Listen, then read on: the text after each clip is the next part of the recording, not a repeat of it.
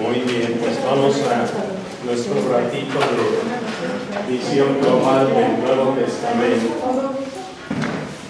Este curso tiene, igual que el semestre pasado, más bien el año pasado, recordarán que mucho de lo que platicábamos nosotros se iba complementando junto con el curso o los cursos del Padre Jorge. Va a ocurrir lo mismo en esta nueva etapa. El Padre Francisco nos está planteando la historia de la Iglesia, cómo nació. Y obvio es que nació simultáneamente a la aparición del Nuevo Testamento. De manera que vamos a ir encontrando muchas relaciones, muchos puntos de contacto. El curso está planteado con un programa. El programa pues, no es muy largo, voy a comentarlo muy rápidamente. La propuesta del programa es que durante el curso, los que participemos en él, podamos ir expresando lo que vayamos aprendiendo sobre los evangelios sinópticos. Ese es el primero de los objetivos que yo les propongo, que podamos ir teniendo estos intercambios también entre nosotros sobre lo que vayamos aprendiendo. Y esto que vamos a ir aprendiendo tiene que ver con identificar los elementos propios de cada evangelista. Segundo objetivo, ir identificando a cada evangelista, qué se distingue en cada uno de ellos. Y por último, a integrar en la vida diaria, en la vida de fe, lo que vayamos aprendiendo en el curso. Son 3 objetivos dichos de manera muy simple. El temario tiene solo 3 unidades. Quiero comentarles, la visión global del Nuevo Testamento es un tema realmente al que le quiero dedicar muy poco tiempo, precisamente por esta conexión que vamos a estar teniendo con todo lo que nos platica el Padre Francisco. De hecho, la clase que acabamos de tener es una excelente introducción al Nuevo Testamento.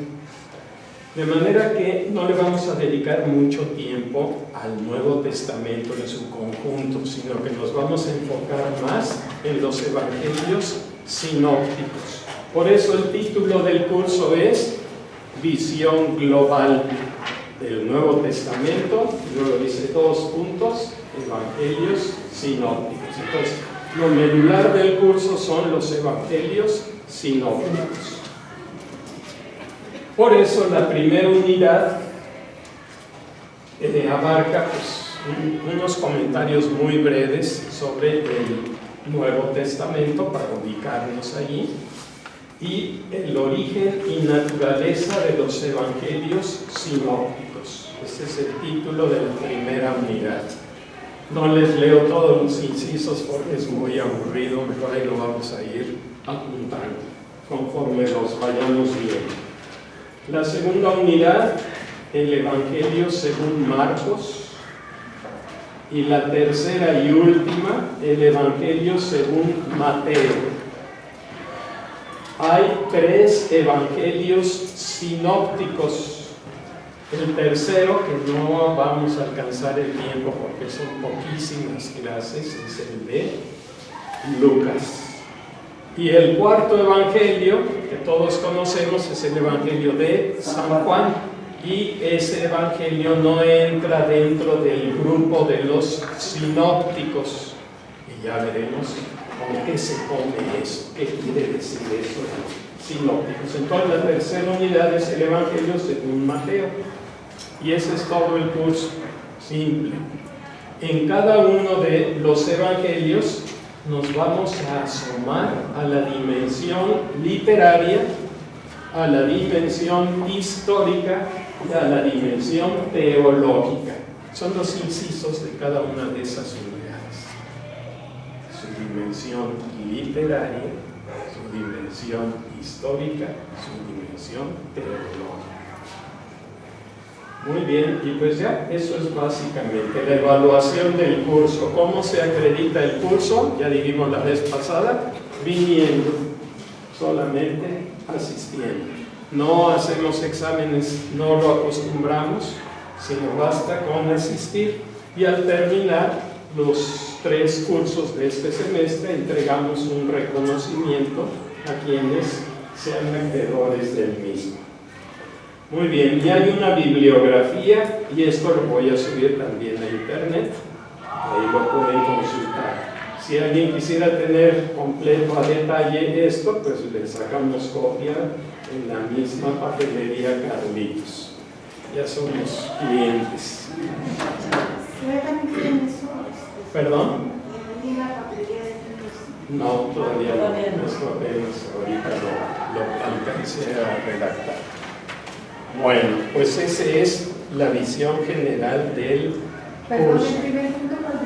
Es una visión global del Nuevo Testamento, que consiste en la mitad de la clase de hoy. Rápido y sencillo. Espero que nos dé tiempo.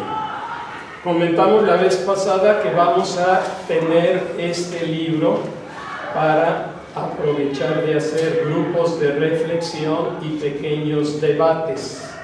De manera que lo que vamos a platicar en clase no viene aquí. Esto es para complementar la clase. Y le vamos a dedicar un día especial a un capítulo, otro día a otro, pero no para repetir lo que ya van a haber leído, porque es tan poco el tiempo que no alcanzaríamos. Más bien lo que vamos a hacer en esas clases es debatir sobre lo que dice el libro. Este libro, para quienes lo deseen comprar en la proveeduría de aquí de la parroquia, está a la venta en 110 pesos, es bajo pedido, porque hablé a la librería católica y no tienen suficientes ejemplares. No sé si alguien haya ido por allá y ya no lo tienen. Sí, entonces ellos lo van a traer de México y de la librería nos lo van a traer aquí a la proveeduría. Entonces hay esa facilidad. Ahora, si alguien quisiera conseguirlo, ya no vi en otras librerías, no sé, con los Paulinos, la librería Paulina, no sé, bueno, tampoco está. Pues a ver si no hay la sorpresa de que esté agotado, pero me dijeron que ellos lo conseguían en unos 3 o 4 días. Entonces, hace 8 días dijimos que el que se interesara lo hiciera el pedido pagando 110 pesos. ¿Sí? Ahora, si nos dan la noticia de que ya no lo pudieron conseguir, pues se devolverá el dinero, ¿no? Pero eso es para quien desee comprarlo. Quien no lo pueda comprar, pues aquí lo compartimos. No lo mando a la papelería Carlitos porque sí está muy grande. Bien, pues no sé. Sí. Donde dan las clases, el librito, ella los tiene. Ah, perfecto. ¿Tú lo encontraste en Sí, ella tiene ahorita como 30. En caso de que no consigas, ella tiene. Nada más te los da 120. De hecho, a mí me costó 120. Sí, no, de hecho, eso lo he instalado ahí. En el Instituto Bíblico, es en la Escuela Diocesana de Biblia, en J. Correa, junto a lo que ahora es el colegio Anita Grene. Es un portón café, pero ese lo abren solamente los sábados en la mañana, son los días de clase. Y entonces el único día donde se podría conseguir. Bueno, entonces aquí quedé de acuerdo con Lupita de la proveeduría que estarán estos días todavía recibiendo de aquí al sábado.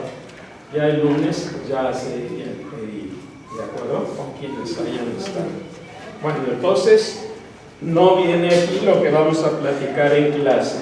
Esto es para que tengamos ejercicios en clase y no sea tan aburrido esto. Bueno, hoy íbamos a tener proyección, pero resulta que no había un adaptador, entonces pues lo haremos aunque sea platicadito.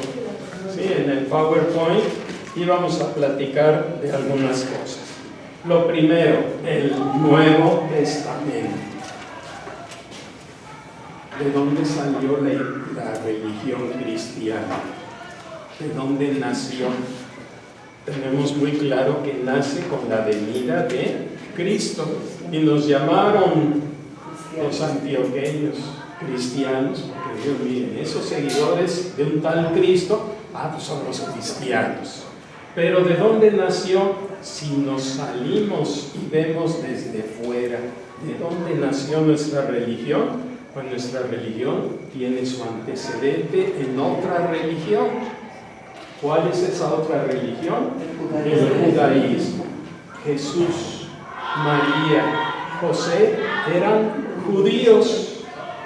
Nacieron judíos y vivieron como judíos. Y unos judíos practicantes. Las Sagradas Escrituras nos cuentan cómo cada año la familia, Sagrada Familia, caminaba a Jerusalén a cumplir con las fiestas propias del judaísmo. Entonces, quiere decir que hay un antecedente en Sagradas Escrituras. La Biblia, ¿de dónde tiene su conformación? Pues de un Antiguo Testamento conformado por varios libros, cosa que ya vimos los semestres pasados, tuvimos 2 o 3 cursos sobre eso, y ahora estamos entrando a un Nuevo Testamento. Pero este Nuevo Testamento no es algo divorciado del Antiguo. El propio Señor Jesús nos dice: yo no vengo a abolir la ley ni los profetas. Se está refiriendo al Antiguo Testamento. El Antiguo Testamento está conformado por varios libros cuyo eje central son la ley. ¿Cuál ley?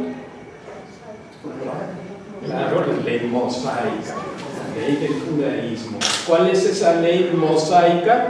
Yo cuando oigo ley mosaica pienso en mosaicos, pero no. ¿A qué se refiere? A Moisés, una ley nacida con Moisés. Muy bien. Entonces el propio Señor Jesús nos dice: yo no vengo a abolir la ley ni los profetas. ¿Quiénes son los profetas? Pues los otros grandes protagonistas del Antiguo Testamento. Dios se manifestó desde un principio al pueblo judío. Y acabamos de escuchar del Padre Francisco por qué escogió Dios a ese pueblo. Y lo escogió en la persona, ya decíamos, de Abraham. Y entonces a él le hizo una promesa que se fue cumpliendo con el paso de los siglos. Abraham es padre no solo del pueblo judío, sino también de las 12 tribus de Israel. Son descendientes de Abraham, muy cierto, pero son todos judíos, israelitas.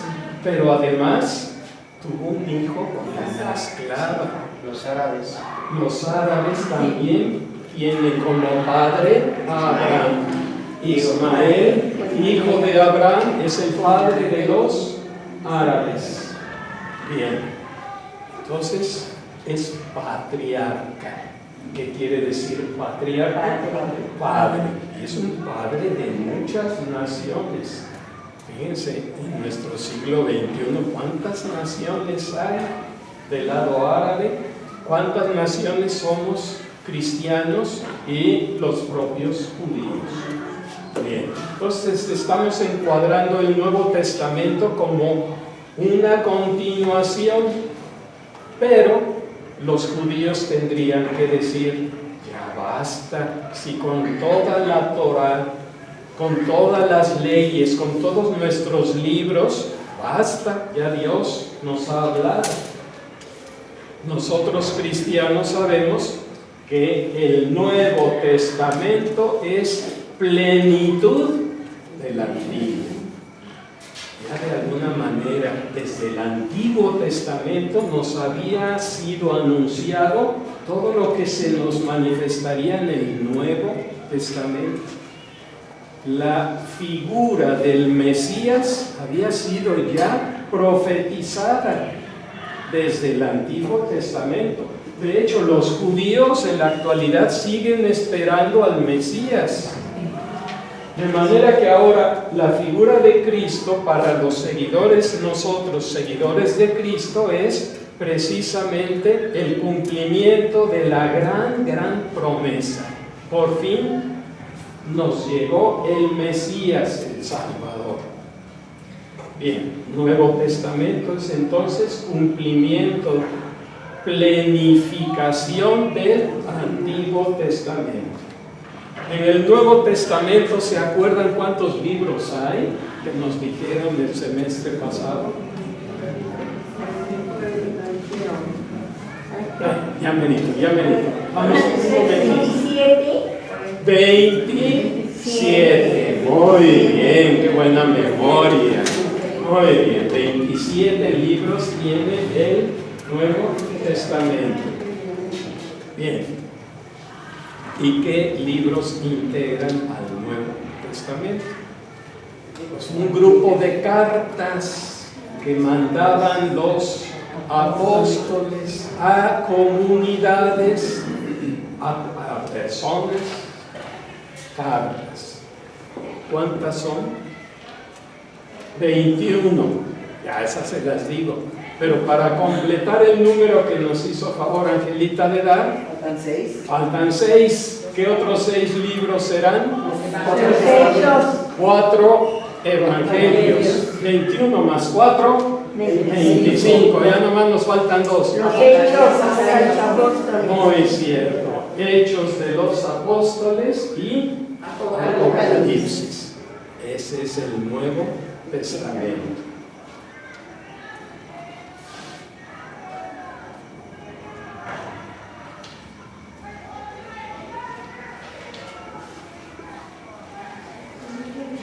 Sí, adelante.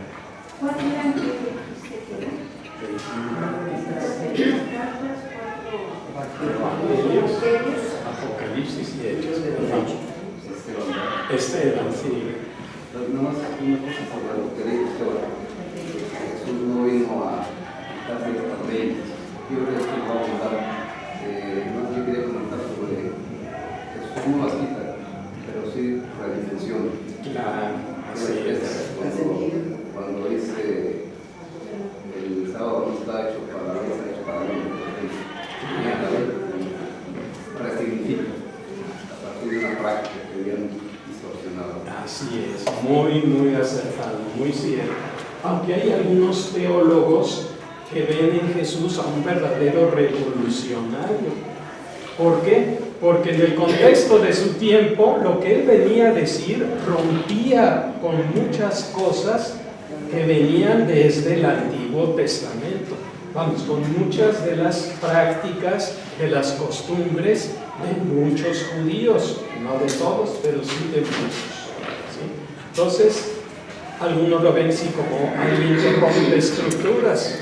Por ejemplo, ¿qué es eso de que los niños se acerquen a mí si los niños no tenían importancia dentro de la sociedad? ¿Cómo es que el Señor se apiada de los enfermos y los cura? Si acabamos de ver con el Padre Francisco cómo los enfermos están enfermos por culpas cometidas. Entonces, es un viraje impresionante. Y como esos otros muchos ejemplos. Entonces, algunas personas dimensionan a Jesús como un verdadero revolucionario. Pero el propio Jesús se encarga de decirnos, no vengo a abolir, sino a darle cumplimiento pleno, a redimensionarlo, a entenderlo mejor. Y es que Dios, con su pedagogía divina, que es impresionante, ha tenido con nosotros mismos en pleno siglo XXI, pero con el pueblo de Israel y con todos los cristianos de la historia, ha tenido una pedagogía muy fina, muy atenta. El Señor, con enorme paciencia, más que la de los maestros de este mundo, la del gran maestro, esa paciencia de ir poco a poco educando a su pueblo, también nosotros, su pueblo, y ese irnos llevando a irnos revelando poco a poco acerca de sí, sus realidades, Eso es lo que vemos precisamente a lo largo de la historia de la salvación, que a fin de cuentas la vemos en el desarrollo de todos los libros de la Biblia. Por eso podemos entender que en el Nuevo Testamento es que se alcanza la plenitud de la revelación que Dios hace a nosotros los hombres. Ese es el contexto, esa es la visión. Y de todos estos libros del Nuevo Testamento, obvio es que los más centrales son los relacionados directamente con el acontecimiento del Mesías. ¿Sí? Es decir, todos los libros nos hablan de Cristo, de la Iglesia, del plan de Dios, pero a partir de la revelación hecha en Jesucristo, sin hacer a un lado, sin menospreciar lo que nos fue revelado en el Antiguo Testamento. Dice que en el Nuevo Testamento los primeros libros que se escribieron no son los evangelios, fueron las cartas de San Pablo, fueron los primeros escritos. Y los evangelios, por supuesto, se centran en la figura, en la vida, en el mensaje del propio Señor Jesús. Y las cartas que escriben los apóstoles, aunque en el tiempo se dan las de San Pablo antes, el hecho es que todos tienen como referente la experiencia tenida en la vida de Jesús. En la Iglesia Católica, la revelación se considera en dos estratos: una revelación pública y revelaciones privadas. La revelación pública se cerró con la muerte del último de los apóstoles, de manera que la revelación pública es la que tenemos contenida en las Sagradas Escrituras. Es esta recopilación de todos los libros que se fueron escribiendo, pensando ahora ya en el Nuevo Testamento, todos los libros que se fueron escribiendo desde la venida de Jesús hasta que el Señor sube a los cielos. Esa es la temática, pero escrito por los apóstoles que lo conocieron directamente. Solo San Pablo, que hace cartas, no lo vio, no lo conoció directamente, pero es considerado uno de los apóstoles, de manera que la Iglesia incluyó en el canon de libros de la Biblia todos los que fueron escritos y cumplieron ciertas características para definir cuáles iban a ser los que integraran las Sagradas Escrituras. Sí. ¿Y cuáles fueron las características? ¿Por qué los evangelios de los otros apóstoles no se incluyeron? Claro, sí, hay lo que llaman evangelios apócrifos. Muy bien. Bueno, rápidamente de esto ya hemos platicado o han platicado en otros cursos, pero sí comentamos algo rápidamente. Porque en el Nuevo Testamento, en las Biblias, están primero los 4 evangelios y ya después las cartas Sí, son dos preguntas. Vamos, ahorita te respondo. Primero, Brenda nos hacía el favor de hacer una muy buena pregunta. ¿Cómo es que decidieron que estos libros sí y aquellos no? Básicamente, hay varios criterios. El primero, que sean libros redactados de una manera coherente y que no entren en contradicción con el resto de los libros. Pero lo principal, la tradición. Los libros, sobre todo, no todos los libros, Antiguo y Nuevo Testamento, tienen su origen en tradición de las comunidades. La Iglesia Católica tomó como válido el canon de los judíos en lo referente a los libros del Antiguo Testamento. Pero los libros del Nuevo Testamento hubo muchos años de reflexión, de estudio, de ver y analizar cada una de estas obras para ver lo que precisamente vamos a ver ahorita, el contexto histórico, el contexto literario y el contexto teológico. Resulta que hay tradiciones. ¿De dónde salen esas tradiciones?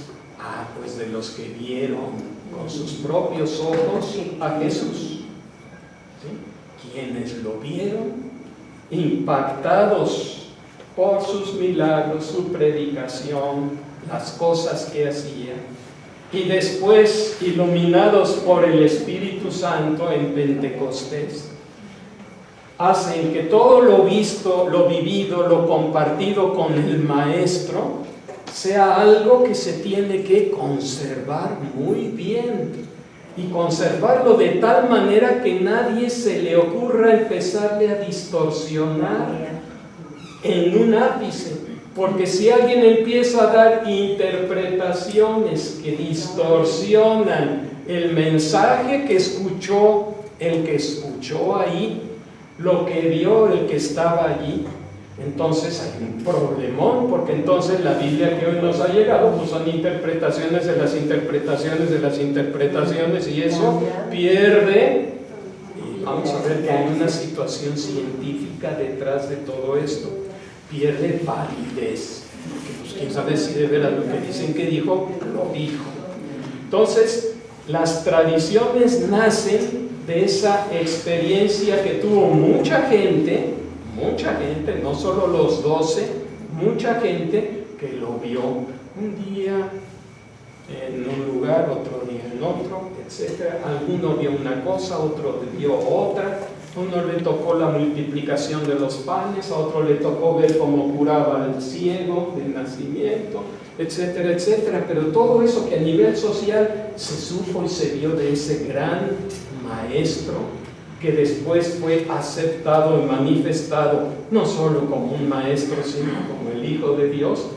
Bueno, pues imagínense el impacto social que debió haber sido encontrarse de frente con el Mesías, tan esperado por siglos y siglos y siglos. Mucha gente siempre esperando que llegara, hasta que por fin llegó, y quienes lo vivieron, su primer impulso o intención fue, pues hay que escribirlo, porque si se me olvida, ¿sí? Tenemos que apuntar lo que nos dijo, cómo nos lo dijo, bla, bla, bla, bla, bla, bla. Pero cuando alguien, y vamos a ver que los evangelios no los hizo una persona, cada evangelio fue hecho con una cierta secuencia y por más de un autor. Pero lo que cada quien fue escribiendo, ¿en dónde lo escribía? Se acordarán de Samuel en aquel curso de introducción. Los lugares donde escribían eran en pieles, en papiros, hasta en piedras, ¿sí? Entonces, todo aquello era un material disperso que tenía que ser reunido. Y cuando fue siendo reunido, empezaron a configurarse formalmente cada uno de esos libros que hoy conocemos. Fíjense qué interesante. Pero, ¿cómo saber que ese conglomerado de fragmentos embona y puede ser considerado palabra de Dios? A ver, piénsenle tantito. ¿Cómo podemos, iglesia, los obispos, los cardenales, los papas que pasaron antes de que se definiera el canon y que fueron haciendo reflexión de todo ese material, cómo pudieron definir estos libros sí y estos no? A la luz del Espíritu Santo. Por supuesto, el Espíritu Santo tiene el papel fundamental.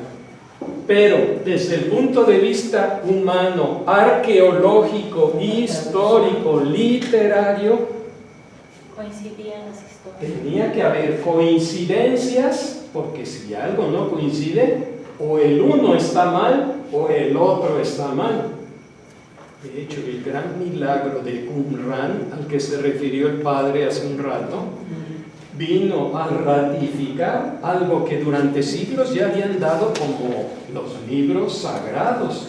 y encuentran en ese descubrimiento arqueológico unos papiros que, oh sorpresa, dicen lo mismo que ya nos había sido revelado, porque también tenemos que tener muy claro que los originales después fueron copiados y después hubo copia de la copia del original.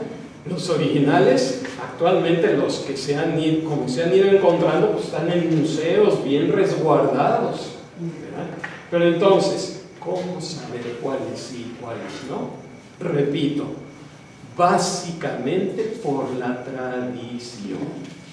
Si lo que encontré escrito en un papiro dijera algo distinto de lo que la tradición oral de padres a hijos, a nietos, a bisnietos, y síganle a todas las generaciones, hemos recibido de quienes vivieron en los tiempos de Jesús, esa tradición de la Iglesia es uno de los 3 pilares fundamentales de la teología. ¿Se acuerdan que lo vimos? Sí. ¿Cuáles son los 3 pilares de la teología? La tradición. La tradición fue el primero, el segundo, las Sagradas Escrituras, y el tercero, el magisterio de la Iglesia. Entonces fíjense qué interesante todo esto. Quiere decir que la Biblia, alguna gente que no es muy conocedora, no tiene fe, dice, ay, si a poco el Señor tomó el celular y le habló por teléfono a los apóstoles y se puso a dictarles para que escribieran. No, es totalmente ingenuo pensar que fueron así las cosas. Hay todo un curso de inspiración y canonicidad que se da en el Instituto Diocesano de Biblia y que ojalá algún día pudieran asistir. Esto que les estoy diciendo es solamente una embarradita muy chiquita. Pero bueno, eso era. Y después, Angelita, preguntabas, pero ya se me olvidó que preguntaba. ¿Por qué en la Biblia lo primero que se escribió fueron las cartas? ¿Y por qué en la secuencia de la Biblia, en el Nuevo Testamento, están aparecen los evangelios primero? Porque obviamente quienes decidieron poner el orden lo hicieron en función de la importancia de los propios escritos, ¿sí? Si el evangelio tiene como figura central pues la narración, dije narración, pero es mucho más que una narración de la vida de Jesús, etcétera. Bueno, pues vamos poniéndolos primero. Pero también resulta que, ¿cuál es el primero que aparece en la Biblia? Mateo. Pues Mateo no No fue fue el primero fue que se Marcos. escribió, fue Marcos. Entonces no hay que irnos con la finta de órdenes cronológicos. Es más, el libro del Génesis, del Antiguo Testamento, tampoco fue el primero que se escribió. ¿Pero por qué lo pusieron ahí? Pues porque quisieron seguir una secuencia de la historia de la salvación. Mechita, ¿quieres comentar? Quería preguntar, bueno, más que preguntar. Sí. La pasión de nuestro Señor está en los 4 evangelios. Cada una de ellas tiene un toque personal. Aparte de todo, de respetar la tradición del magisterio, también había un poco de la cultura de cada uno y también el respeto a su propia personalidad, pero ya hay un discernimiento para poderlo poner desde Es la acción del Espíritu Santo. Pero tú has dicho algo importantísimo. Todos los evangelios tienen un contexto cultural, un contexto histórico, ¿sí? Y fue escrito por hombres, pero inspirado por Dios. Por eso podemos decir que la Biblia es obra de Dios, escrita en lenguaje humano. ¿En qué lenguaje fueron escritos los evangelios? En griego. En griego. Pero hay algunos libros del Antiguo Testamento que fueron, bueno, muchos fueron escritos en hebreo, y algunos en griego. Y precisamente los judíos dijeron, los que fueron escritos en griego como fueron escritos por judíos en la diáspora, ya fuera de Palestina, pues como que no les tenemos confianza. Y por eso para los judíos no todos los libros que nosotros conocemos del Antiguo Testamento, no todos los consideran inspirados por Dios, solo por eso, porque fueron escritos fuera de Palestina y en griego. Y por ejemplo, Lucas recogió todo lo que él oyó de Jesús, porque él no lo conoció. Y Pablo, pues tampoco. Pablo fue contemporáneo de Jesús, por eso Jesús conoció a la Virgen. Claro, claro. Es lo que estamos comentando. Hay tradiciones, y de esas tradiciones hay escritores, y para avalar su escrito se amparan en el nombre de alguien. Sí, entonces el Evangelio de Marcos lo escribieron otras personas, pero dijeron Evangelio según San Marcos. Lo que pasa es que esa palabrita según tiene una importancia enorme. ¿Por qué? Porque pues es lo que hemos recogido de una tradición y que le atribuiremos a Marcos. ¿Se capta? Sí, por favor. Ay, perdón, ahorita platicamos. Sí. Sobre lo que tenemos de las fuentes de la secta de Dios, de la teología, que también a partir de Puebla, los maestros de Puebla, la reunión de los obispos, empiezan a hablar también, ¿no? También como los terrenos teologales. Y mencionas tres, y ellos ahí empiezan a mencionar de un cuarto, que viene siendo los signos de los tiempos. Dice, y aquellos signos teologales o aquellos que son todo tipo de revelación que nos revelan la presencia de Dios. Muy interesante. Por lo tanto, los signos de los tiempos es una revelación también de Dios. Así es, solo que para hacer teología, ¿quién interpreta y cómo interpreta los signos de los tiempos? Es un trabajal del teólogo. Pero qué bueno que sale el comentario, porque también el padre Miguel, y no me acuerdo si fue en la clase pasada o en el semestre pasado, comentaba que también de alguna manera forman parte de la revelación los testimonios de los santos. ¿Sí? Esas experiencias que nos platican los santos nos hablan de Dios. Y por eso hablábamos de una revelación pública que quedó formalmente cerrada con el último de los apóstoles, y una serie de revelaciones privadas que son las que van teniendo diversos santos. Santa Margarita María Alacoque. Bien, ¿qué ocurre con ella? El mismo Jesús se le presenta. Luisa Picarrero. Y muchos santos, ¿verdad? Muchos santos. Si al menos tú amas, y empieza un apostolado de una monjita ahí guardadita en un convento, y la fuerza del Espíritu Santo. Bien, entonces las revelaciones privadas también se aceptan, pero son privadas. Bueno, se aceptan, claro, que también los teólogos con pies de plomo. ¿Por qué? Porque ¿cuántas personas no hay que dicen haber visto a la Virgen, o que se le apareció no sé quién, y etcétera? Hay quienes ven a la Virgen hasta en el salitre de una pared y dicen, miren la imagen, y ya se me reveló y me habla, y el niño Fidencio y no sé qué tanto, ¿sí? Entonces el teólogo tiene que tener pies de plomo. ¿Por qué? Porque es tan fácil imaginar, suponer, y algunos manipular, y hasta con otros fines, ¿verdad? Entonces, pues por eso la Iglesia tiene un enorme cuidado en proteger la doctrina. ¿Y la doctrina de dónde viene? De los libros sagrados, de la tradición de la Iglesia, y dijimos del magisterio. ¿Cómo es eso? Pues ¿quién sabe más de los evangelios que los estudiosos de los evangelios? Los estudiosos de los evangelios son los que saben más. Por eso, y a leer evangelios, y así podemos ir hablando de cada uno de los libros de la Biblia, y de cada una de las tradiciones recogidas, la fiesta de Cristo Rey nace a partir de una tradición mexicana.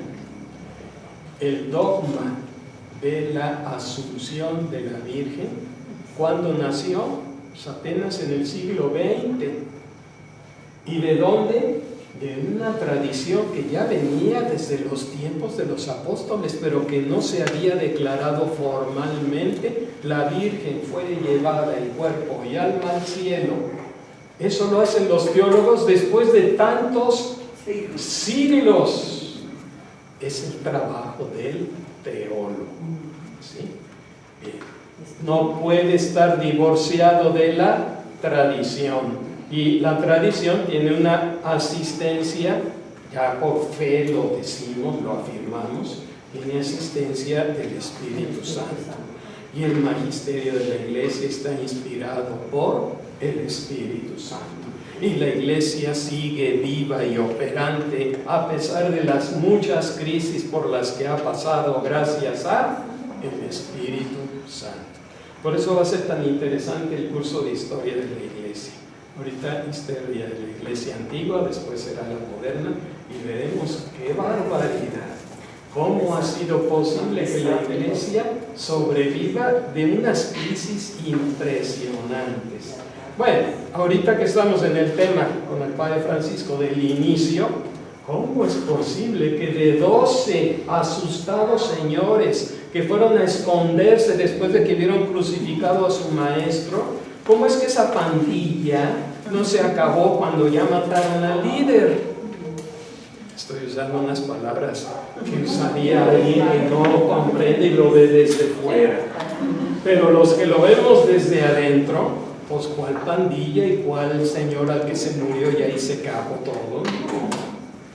Y cómo fueron capaces de salir de ese encierro temerosos para convertirse en gente que ya no le importaba la muerte, no le importaba la persecución, lo que fuera, porque tenía un testimonio enorme que dar a los demás.